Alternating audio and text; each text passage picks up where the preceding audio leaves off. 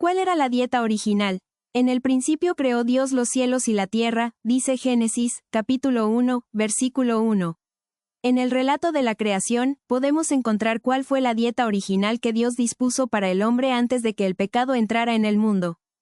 Génesis capítulo 1, versículo 29 dice, Dios dijo además, He aquí que os he dado toda planta que da semilla que está sobre la superficie de toda la tierra, y todo árbol cuyo fruto lleva semilla, ellos os servirán de alimento. Ejemplos de plantas que dan semillas: trigo, cebada, arroz, centeno, avena, quinoa, maíz, y toda planta que forma espigas y da semillas, es decir, cereales. Ejemplos de árboles cuyo fruto llevan semilla: durazno, uva, manzana, tunas, etc. Es decir, frutas. También tenemos las oleaginosas: palta, nueces, almendras, avellanas, ajonjolí, maní, coco, etc. Esta dieta original de cereales, oleaginosas y frutas era necesaria para el sustento físico de Adán y Eva. Pero además del sustento físico, Adán y Eva tenían el acceso al árbol de la vida para prolongar la vida física. Génesis capítulo 2, versículo 9 dice, Jehová Dios hizo brotar de la tierra toda clase de árboles atractivos a la vista y buenos para comer, también en medio del jardín, el árbol de la vida y el árbol del conocimiento del bien y del mal. Es importante también notar que, antes de la caída por el pecado, Adán tenía 0% de egoísmo, tenía capacidad para amar y tenía la ley de Dios escrita en su mente y en su corazón. ¿Cuál fue la dieta después del pecado? La transgresión a la ley de Dios, a la ley de amor, fue lo que trajo consigo dolor y muerte. Sin embargo, en medio del sufrimiento resultante del pecado, se manifiesta el amor de Dios. Está escrito en Génesis capítulo 3, versículo 17, que Dios maldijo la tierra por causa del hombre. Los cardos y espinas, las dificultades y pruebas que colman su vida de afán y cuidado, le fueron asignadas para su bien, como parte de la preparación necesaria, según el plan de Dios, para levantarle de la ruina y degradación que el pecado había causado. En la naturaleza misma hay mensajes de esperanza y consuelo. Hay flores en los cardos, y las espinas están cubiertas de rosas. Génesis capítulo 3, versículos del 17 al 19, dice, Sea maldita la tierra por tu causa. Con dolor comerás de ella todos los días de tu vida, espinos y cardos te producirá y comerás plantas del campo. Con el sudor de tu frente comerás el pan hasta que vuelvas a la tierra, pues de ella fuiste tomado. Porque polvo eres y al polvo volverás. Después de la caída, Dios agregó a la dieta original, comerás plantas del campo. Y el hombre perdió el derecho a la vida eterna, el derecho al árbol de la vida. Génesis capítulo 3, versículos del 22 al 24 nos dice, Y Jehová Dios dijo, He aquí que el hombre ha llegado a ser como uno de nosotros, conociendo el bien y el mal. Ahora pues, que no extienda su mano, tome también del árbol de la vida, y coma y viva para siempre. Y Jehová Dios lo arrojó del jardín del Edén, para que labrase la tierra de la que fue tomado. Expulsó, pues, al hombre y puso querubines al oriente del jardín del Edén, y una espada incandescente que se movía en toda dirección, para guardar el camino al árbol de la vida. Por la transgresión a la ley de Dios, Adán pasó a tener 100% de egoísmo y 0% de amor, tal como ya podemos apreciar en el Evangelio propiamente, en Gálatas, capítulo 5 versículos del 22 al 23, y en Gálatas, capítulo 5, versículos del 19 al 21. El hombre perdió el don de la temperancia, perdió el dominio propio, desvirtuó su relación con Dios. Al salir del Edén para ganarse el sustento labrando la tierra bajo el peso de la maldición del pecado, el hombre recibió permiso para comer también hierba del campo, como se menciona en Génesis capítulo 3, versículo 18. Los cereales, las frutas carnosas, las oleaginosas y las legumbres constituyen el alimento escogido para nosotros por el Creador. Preparados del modo más sencillo y natural posible, son los comestibles más sanos y nutritivos. Comunican una fuerza, una resistencia y un vigor intelectual que no pueden obtenerse de un régimen alimenticio más complejo y estimulante.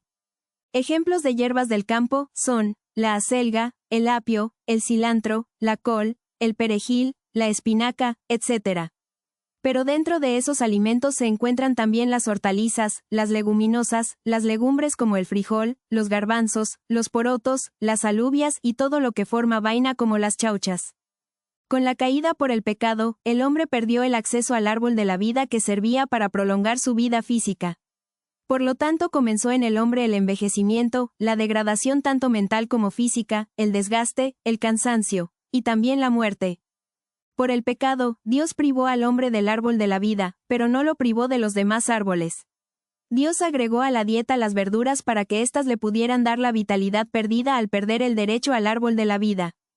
Ejemplos: el apio es diurético. La espinaca es muy buena para el intestino, para el estreñimiento. El zapallo ayuda a limpiar las articulaciones y sirve de laxante, etc.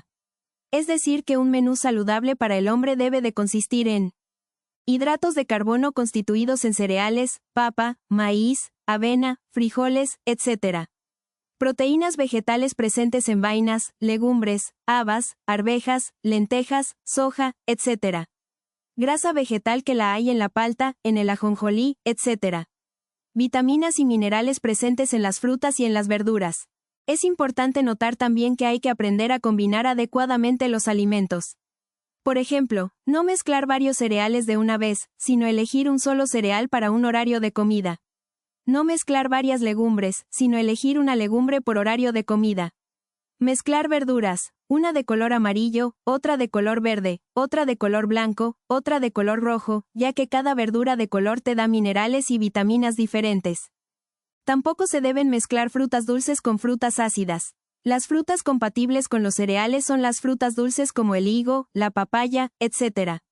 En cambio, las frutas ácidas y semi-ácidas no se deben mezclar con los cereales porque producen fermentación en el intestino. Es recomendable comer verduras en un horario y las frutas en otro horario diferente. Hay varias frutas que son de gran beneficio cuando se comen solas, por ejemplo, la sandía cuando se la come sola sirve para depurar el organismo. El mango cuando se come solo ayuda con problemas de los bronquios. Los seres humanos somos incrédulos y es por eso que, al llevar una dieta vegetariana, queremos mezclar varios cereales, queremos mezclar las habas con las arvejas y con las lentejas, pensando que combinando bastante obtendremos una nutrición completa. Cuando en realidad, al combinar incorrectamente, dañamos nuestra salud en lugar de mejorarla, y luego, como resultado de nuestra ignorancia en cuanto a la combinación correcta de alimentos, nos enfermamos. ¿Cuándo comenzó el hombre a consumir carne? La descendencia de Caín, antes del diluvio, comía carne.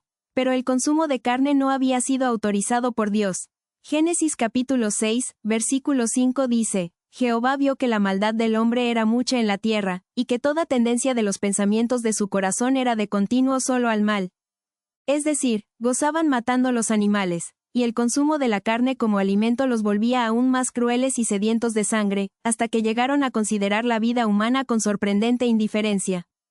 Como decíamos anteriormente, el hombre al caer en el pecado perdió los frutos del Espíritu, tal como se menciona en Gálatas, capítulo 5, versículos del 22 al 23, y estos fueron reemplazados por los frutos de la carne, tal como se expresa en Gálatas, capítulo 5, versículos del 19 al 21.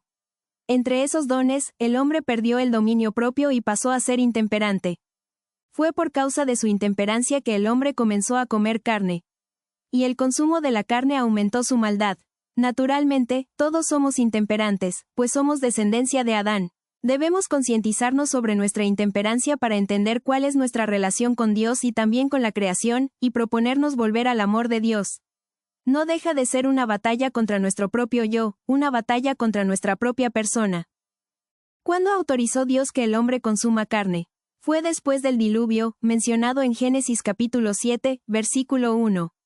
En Génesis capítulo 9, versículos del 3 al 4, se establece: todo lo que se desplaza y vive os servirá de alimento. Del mismo modo que las plantas, os lo doy todo. Pero no comeréis carne con su vida, es decir, sangre. Porque ciertamente por vuestra propia sangre pediré cuentas. Pediré cuentas a todo animal y al hombre. Yo pediré cuentas a cada uno por la vida del hombre.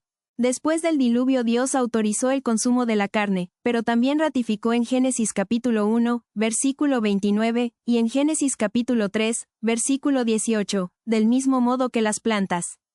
Cabe mencionar también que en Génesis capítulo 9, versículo 4, Dios prohibió el consumo de sangre. Es decir que los animales que se iban a consumir debían ser desangrados.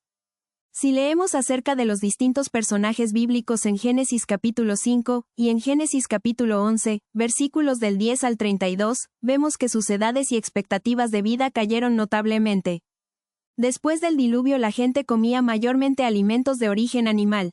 Dios vio que las costumbres del hombre se habían corrompido, y que él mismo estaba dispuesto a exaltarse a sí mismo en forma orgullosa contra su Creador, y a seguir los dictámenes de su propio corazón en contra de la voluntad de Dios. Y permitió que la raza humana, antes longeva, comiera alimentos de origen animal, para abreviar su existencia proclive al pecado debido a las grandes transgresiones. Pronto, después del diluvio, la raza humana comenzó a decrecer en tamaño y en longevidad. Y se presentaron las enfermedades y la degeneración física y mental. Cabe mencionar también, que si bien Dios autorizó el consumo de la carne, Dios no permitió el consumo de animales inmundos. Si bien recién en Levítico capítulo 11, vemos que Moisés escribió la ley acerca del consumo de animales limpios versus el consumo de animales inmundos, vemos que también está hecha la descripción de los animales limpios y los inmundos en el tiempo de Noé, pues ya se conocía la distinción entre animales limpios y animales inmundos. Génesis capítulo 7, versículo 2, señala, de todo animal limpio toma contigo 7 parejas, el macho y su hembra, pero de los animales que no son limpios solo una pareja, el macho y su hembra. Esto quiere decir que Noé conocía la distinción entre animales limpios y animales inmundos. Por tanto, Levítico 11 es un recordatorio de Génesis capítulo 7, versículo 2. El hombre, debido a su intemperancia, no solo come animales limpios, sino que también consume animales señalados como inmundos, como puedan ser el cerdo, el pato, el conejo, la liebre, etc. ¿Cristo comió carne? Al parecer, así estaría señalado en Juan, capítulo 21, versículos del 9 al 13. Pero en los días de Cristo, los hombres estaban autorizados de comer animales limpios, ya como hemos visto en Levítico 11. Ello no justifica la insistencia en nuestra intemperancia debido al consumo de todo tipo de carne de manera indiscriminada y perniciosa. Los animales que consumimos hoy en día, ciertamente están enfermos. Si bien, desde los tiempos de Noé el consumo de carne hizo disminuir los años de vida del hombre y aumentó la cantidad de enfermedades, en nuestro tiempo, el consumo de carne es aún peor que en siglos y décadas pasadas. El sistema actual de la granja industrial de agricultura moderna apunta a producir la mayor cantidad de carne, leche y huevos, de la forma más rápida y barata posible, y en la menor cantidad de espacio posible. Se priva a los animales del ejercicio para que todas las energías del cuerpo conduzcan a producir carne, huevos o leche para el consumo humano. Se los alimenta con hormonas de crecimiento para engordarlos más rápidamente y se los altera genéticamente para que crezcan más grandes o para que produzcan más leche o huevos que lo que la naturaleza originalmente propone. Dado que el amontonamiento es una de las principales causantes de enfermedades, los animales en las granjas industriales son alimentados y rociados con grandes cantidades de pesticidas y antibióticos que permanecen en sus cuerpos y que se transmiten a la gente que luego se alimenta de ellos, lo que causa serios peligros en la salud de los seres humanos. Debemos aprender a reconocer que el consumir esta carne de animales con hormonas, antibióticos y enfermedades, exigido por nuestra intemperancia, y a costa de nuestra salud, es una violación del sexto mandamiento, no matarás. Por cuanto se matan animales en masa y se va matando el organismo humano con tal mecanismo de alimentación.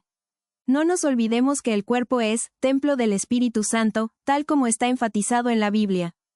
Para la crisis final para los tiempos del juicio, Dios no promete alimentos suculentos, no promete carne. Dios solo promete pan y agua, es decir, pan de vida eterna y agua viva. Y para ello debemos ir tomando ya desde ahora alimentos que tiendan a ser como los de la dieta original.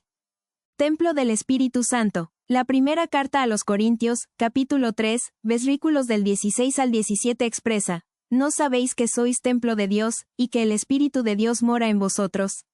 Si alguien destruye el templo de Dios, Dios lo destruirá a él, porque santo es el templo de Dios, el cual sois vosotros. ¿Cómo se nos ha dado ejemplo de la temperancia de Cristo? Mateo capítulo 4, versículos del 1 al 4 dice: Entonces Jesús fue llevado por el Espíritu al desierto, para ser tentado por el diablo. Y después de haber ayunado 40 días y 40 noches, tuvo hambre. El tentador se acercó y le dijo: Si eres hijo de Dios, di que estas piedras se conviertan en pan. Pero él respondió y dijo: Escrito está, no solo de pan vivirá el hombre, sino de toda palabra que sale de la boca de Dios.